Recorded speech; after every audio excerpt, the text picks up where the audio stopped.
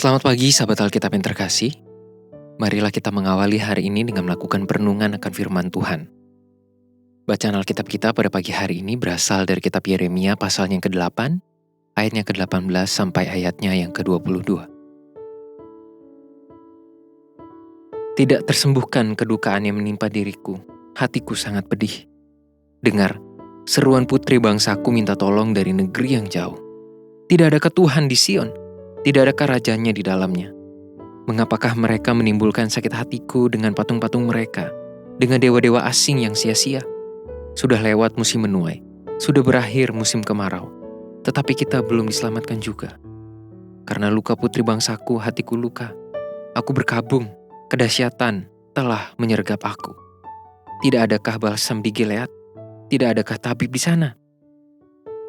Mengapakah belum datang juga kesembuhan luka putri bangsaku? Penyesalan selalu datang belakangan, kalau di depan namanya pendaftaran.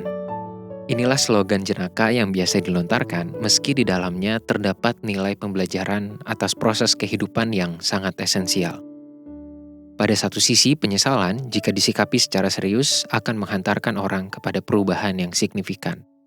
Namun, pada sisi lain, penyesalan akan menghambat seseorang untuk bertumbuh jika tidak dapat disikapi secara tepat dan terhanyut secara berlebihan di dalamnya.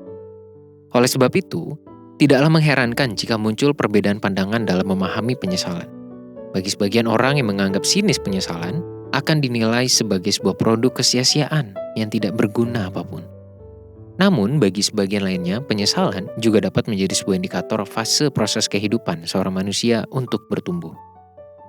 Di dalam perikop ini kita melihat cuplikan sebuah penyesalan yang terlontar dari bibir para umat Israel yang juga saling bersautan dengan luapan kasih penuh ketegasan dari Tuhan. Umat Israel yang sedang merasakan konsekuensi dari kebebalan hatinya, sedang berusaha meluapkan kerinduannya untuk kembali hidup di dalam firman Tuhan. Di balik kerinduan itu pula terbersit nada-nada penyesalan, dibalut pengharapan untuk kembali merasakan damai sejahtera yang berasal dari Tuhan.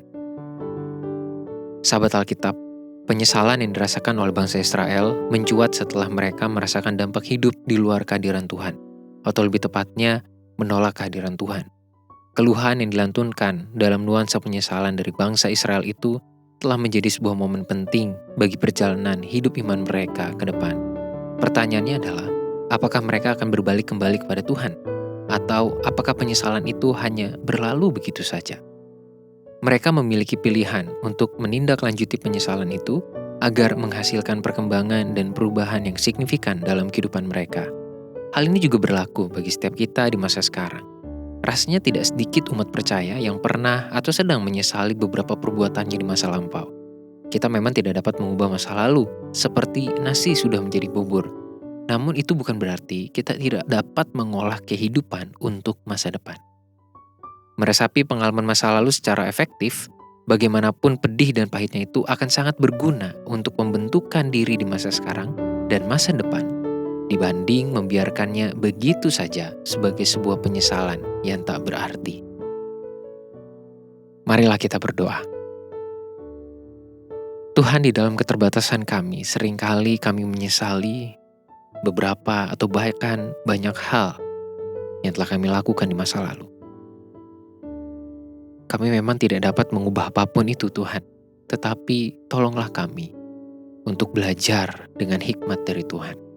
Untuk melihat dan mengevaluasi segala perjalanan kehidupan kami yang telah kami lakukan dan keputusan yang telah kami ambil.